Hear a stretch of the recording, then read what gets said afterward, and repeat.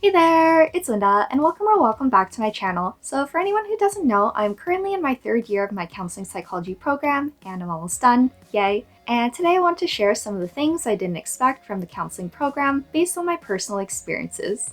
The first thing I didn't expect was that grades would matter less and less over time. In the first year of the program, all I had to do was coursework, so there was still an emphasis on getting A's, at least for me personally, because I was still used to that high level of achievement that got me into grad school in the first place. And I actually remember telling someone, well, I don't feel like I need to work as hard anymore because I don't really need those sky-high grades to get into grad school or do something after the program. So in the second year, there was a blend of classes that were for marks and other courses that were practical courses where you had to demonstrate your counseling skills to be able to pass the class. Now in the third year, I'm just doing a practicum and I'm simply either going to pass or fail.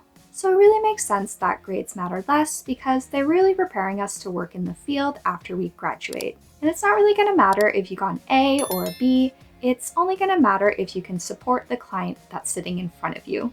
So the second thing I didn't expect was that I would be more empathic towards others.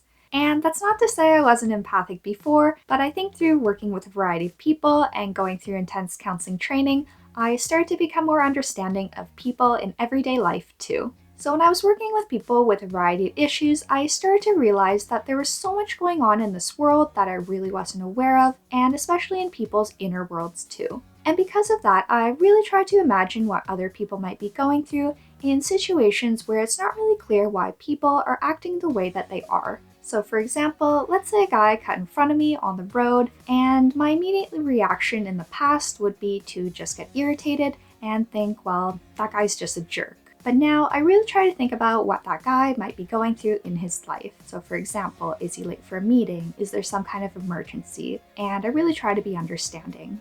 The third thing that I didn't expect from this program was that I'd be focusing so much on self-care. In my first year, there was something that one of my professors said that really stuck with me. She said that self-care is not only recommended for counselors, but in fact, it's an ethical obligation because if we're not able to care for ourselves, we're not going to be able to care for others. In fact, we might even harm our clients if we're not doing well. There's also this metaphor that stuck with me too about how a carpenter has a hammer to do their job and a counselor has themselves. So we really need to care for ourselves so we can do the work effectively. I also did a research paper on burnout in helping professionals, and I realized that a large majority of counselors, they experience burnout and walk away from this field. In the past, I'd experienced burnout myself, and I really didn't want to go through that again and end up leaving the counseling field. So since then, I've been taking much better care of myself. When I'm feeling exhausted or unwell, I make sure I stay home from work or school, when in the past I would just try to push through it and try to get by. And I really have noticed a difference in my counseling work.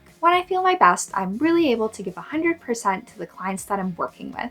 So the fourth thing that I didn't expect was that I'd still feel confused about my counseling theory near the end of the program. So I think I mentioned this in another video, but when I first started studying psychology, I thought there would be one explanation for why people do the things they do, but it turns out that there's multiple explanations for behavior. But when you do a counseling program, you're kind of expected to choose one theory of human behavior and the process of change to use as a framework for how you're going to work with each of your clients. So in the beginning, I really had to expand my focus, and now I feel like I'm narrowing down. So as you can imagine, it is really hard to choose one counseling theory to use in my practice because one explanation doesn't necessarily give us the full picture of what might be going on for someone.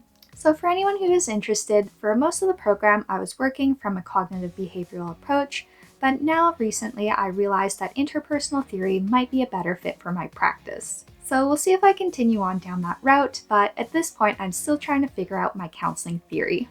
So this next one is a little bit random, but I didn't expect that going through this counseling program, I would get used to being on camera and filming myself. So yes, this is pretty surprising, but throughout the counseling program, we are always filming ourselves when we are practicing our skills with a classmate and working with a client. Not to mention, I had to watch back those videotapes, identify the skills I was using, and come up with alternative responses. So we've been doing that for the past 2 years now, so I kind of got used to being on camera, and eventually I even forgot that the camera was there. Also, I spent the last year and a half doing classes on Zoom, so you're constantly seeing yourself over camera, and I kind of stopped caring so much about what I looked like. So it kind of makes sense why I started making these videos, because I'm not super embarrassed anymore to be on camera.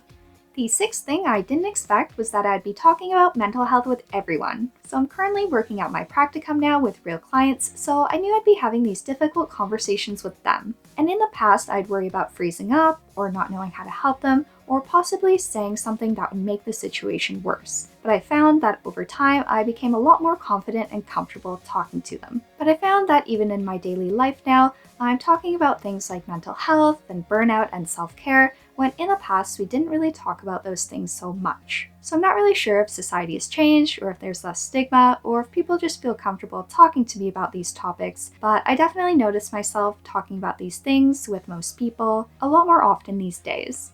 Overall, I'd say I'm really happy that I got into this program and that I studied counseling psychology. And I'm 99% sure I chose the right career path for myself, but I'll keep you posted on that as I finish up my program and start looking for a job. And if you're looking for more info on grad school, then you can check out this playlist. And if you're looking for more videos on navigating through college and beyond, then definitely be sure to subscribe for more videos. So thank you so much for watching today. Take care, and I'll see you next time.